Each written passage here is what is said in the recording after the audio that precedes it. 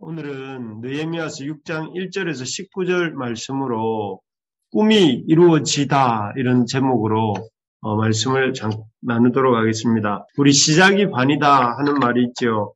시작이 어렵지만 일단 시작하고 나면 끝이 멀지 않다 하는 말이죠. 특별 새벽 기도에도 시작하는가 싶더니 벌써 끝이 다 돼 갑니다. 아마도 이번 특별 새벽 기도에 특세에 참여한 우리 청년들은 새벽 기도의 맛을 조금 알았으리라 생각이 됩니다. 물론 오늘 많이 우리 못 나왔지만 이렇게 어제도 어떤 청년이 이렇게 오늘 나오겠다고 말을 했는데 아침에 보니까 안 보이네요. 이런 것들을 어쨌든 이런 특별한 새벽 기도회를 통해서 청년들이 새벽 기도의 맛을 알고 또 바라기는 앞으로 이렇게 틈날 때마다 우리가 월삭 기도회로 새벽에 기도할 때에 그 기도에 들어와서 자신의 인생 문제를 놓고 살아계신 하나님께 아뢰며 또 그분을 의지하는 우리 부르심의 교회 지혜로운 청년들이 되기를 주님의 이름으로 축복합니다. 오늘 본문으로 돌아가서 이 성벽 재건도 마찬가지입니다. 예상치 못한 아닥사스다 왕이 특별한 호의가 느헤미야를 예루살렘 총독으로 임명하지요.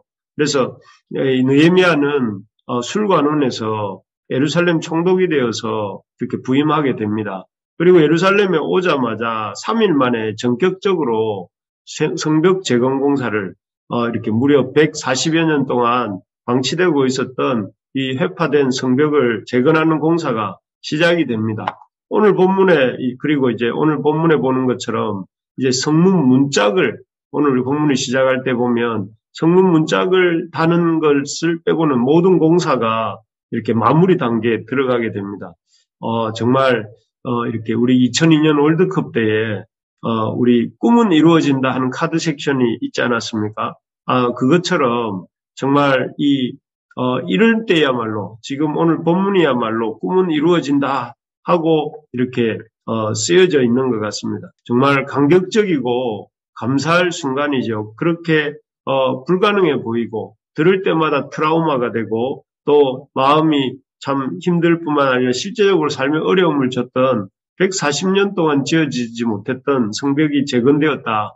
얼마나 감격적입니까? 그것도 52일 만에 그렇게 되었다 하는 것이 참 감격하고 감사할 순간인데 참 이렇게 감사하고 감격해야 될 순간에도 이 감사와 감격의 자리를 그렇게 뒤엎어버리고 또 이렇게 원점으로 아주 이렇게 처음으로 돌려버리려고 하는 이런 아주 끈질긴 세력이 있었습니다. 바로 1절에 나오는 산발랏 일당인데요. 산발랏과 사마리아 총독이죠. 산발랏과 암몬 사람 도비아와 아라비아 사람 게셈이라고 이름이 붙여져 있는 사람들입니다. 이들은 느헤미야서 2장부터 등장해요. 2장부터 등장해서 주인공도 아닌데 그 성벽 재건의 시작부터 등장해서 끊임없이 이 이스라엘 백성들을 때로는 비웃고 조롱하고 너희들이 이 미약한 사람들이 무엇을 하려 하는가 또 불탄 그 돌을 꺼내서 뭘 하려고 하는가 또 너희들이 짓는 성벽은 여우가 올라가도 무너질 것이다 하면서 이렇게 비웃고 힘 빠지게 비웃고 또 어떤 때는 이렇게 죽이겠다고 협박하면서 이스라엘 백성들을 또 예루살렘에 있는 이스라엘 백성들과 느헤미야를 괴롭혔죠. 오늘 본문에서도 이들은 이스라엘 백성이 아닌 지금까지는 느헤미야와 이스라엘 백성 전체를 타겟 삼았다면 이제는 느헤미야에게 공격을 초점을 맞추고 총공세를 펼칩니다. 여러분 아시겠지만 건물의 모퉁이 돌이라는 게 있지 않습니까? 그 모퉁이 돌은 이렇게 건물을 지탱하고 건물의 가장 기초가 되는 돌이다 이렇게 하는데요. 이 모퉁이 돌 같은 존재가 느헤미야였어요.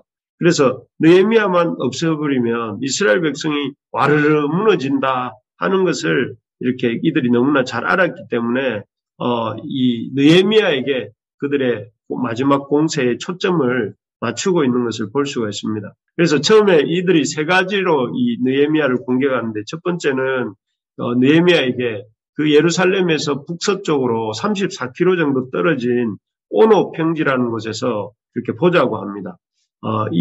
그 속내는 한적한 곳으로 느헤미야를 유인해서 벌떼같이 공격해서 느헤미야를 죽이려고 하는 속셈이죠. 하지만 이렇게 그 바사 왕의 술관원까지 이렇게 맡았던 그 느헤미야의 어떤 그런 정치적 감각이 또 이런 이것이 자기를 죽이려고 하는 음모다 하는 것을 간파하고 이렇게 애둘러서 내가 큰 하나님의 역사를 두고 내려가는 것은 옳지 못하다 하면서 거절합니다.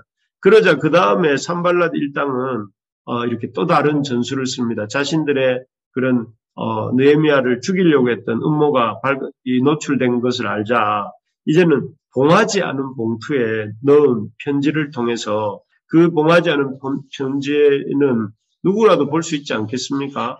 그 편지를 사람 손에 들려서 그 손으로 들려서 옮겨져 가는 동안 모든 사람들이 느헤미야에 대한 이야기를 읽도록 이렇게 의도하면서 편지를 보내죠. 보내서 이제 느헤미야가 성벽 건축을 하는 이유가 이스라엘 백성들을 선동해서 왕이 되려고 한다 하고 소문을 냅니다. 그래서 바사 왕에 대한 역모를 꾸미고 있다라고 이렇게 소문을 내는 것이죠. 만약 이 소문이 바사 왕의 귀에 들어가면 어떤 일이 일어나겠습니까?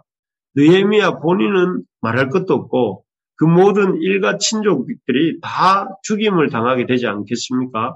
그렇게 되면 정말 생각만 해도 이렇게 끔찍한 일이죠. 본인뿐만 아니라 완전 초토화되는 거니까요.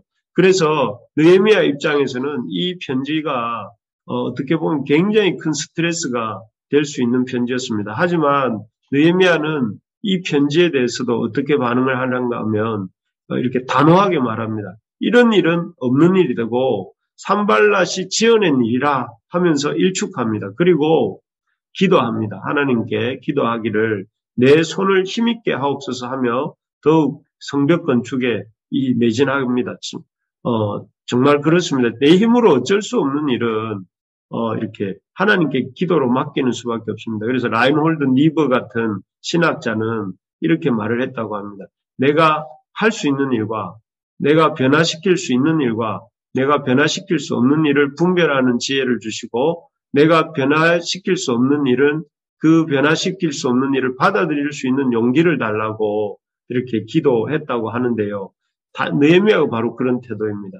하나님, 이 일은 내가 감당할 수 없는 일이기 때문에 하나님께 맡기고 하나님께서 이 일을 처리해 주시라고 하면서 자기는 자기의 일을 이렇게 성벽 건축하는 일을 계속 집중하지요. 그래서 우리도 살아가는 동안 내 힘으로 어쩔 수 없는 일들이 있습니다. 그런 일들은 하나님께 기도로 맡기고 그 하나님을 의지하는 우리가 되기를 소망합니다. 그래서 내 힘으로 다 하려고 하지 말고 하나님께서 하실 일은 하나님께 맡아주시고 그래서 하나님께 의지하는 우리가 되기를 소망합니다. 그래서 이렇게 느헤미야가 이런 산발랏의 그 공세에 대응하니까 산발랏이 이렇게 아주 깨갱하면서 이렇게 도망갑니다. 그들의 어떤 원래 공격의 목적은 느헤미야와 그 백성들을 두렵게 만드는 것이었는데 전혀 겁먹지 않으니까 그렇게 물러갈 수밖에 없었던 것이죠. 마지막으로 세 번째로 이들이 또 이렇게 꾸미는 음모는 무엇이었냐면은 스마야라고 하는 거짓 선지자에게 뇌물을 주어서 느헤미야를 성전의 그 외소라고 표현되어 있는데 성소를 가리킵니다. 성소와 지성소가 있는데 성소를 가리킵니다. 성소라는 곳으로 끌어들이려고 합니다. 사실 성소라는 것은 잘 아시겠지만 이스라엘 백성 중에 어떤 사람만 들어갈 수 있습니까? 예, 제사장만 들어갈 수 있죠. 제사장만 들어갈 수 있는데 제사장이 아닌 자가 들어가면 어떻게 됩니까? 제사장이 아닌 자가 들어가면 죽임을 당한다고 민수기 18장 7절에 기록이 되어 있습니다. 만약에 제사장이 아닌 느헤미야가 정치 지도자이긴 하지만 제사장은 아니잖아요. 그 거짓 선지자이긴 하지만 그래도 명색이 선지자 타이틀을 갖고 있는 스마야라고 하는 이 사람의 그 말에 속아서 이 거룩한 성소에 들어간다고 하면 어떻게 됐을까요? 당연히 이 율법에 의해서 죽임을 당해도 할 말이 없는 것이죠. 그렇기 때문에 사실 이 스마야의 말에 속아서 넘어갔다면 느헤미야는 죽임을 당할 수도 있는 상황입니다. 그런데 느헤미야는 이번에도 역시 원칙대로 내가 11절을 우리 한번 같이 읽어볼까요? 11절을 한번 같이 읽어봅시다. 11절입니다. 시작. 내가 이르기를 나 같은 자가 어찌 도망하며 나 같은 몸이면 누가 외소에 들어가서 생명을 보존하겠느냐. 나는 들어가지 않겠노라 하고. 여기 보면 단호하게 거절합니다. 나 같은 몸이 어떻게 외소에 들어가서 생명을 보존하겠느냐. 하나님의 거룩을 깰 수 없다. 내가 제사장도 아닌 내가 성소에 들어가서 하나님의 거룩하심을 깨트릴 수 없고 또 하나님의 앞에서 범죄할 수 없다. 이렇게 단호하게 이렇게 칼로 두부 자르듯이 딱 거절을 합니다. 그러니까 이 또 스마야 그리고 그렇게 하고 나니까 비로소 어떤 것을 깨닫게 되느냐 하면 이 스마야가 뇌물을 받고 산발랏 일당으로부터 뇌물을 받고 이렇게 느헤미야를 공경에 처하게 만들려고 이렇게 음모를 꾸민 것이라는 것을 알게 되죠.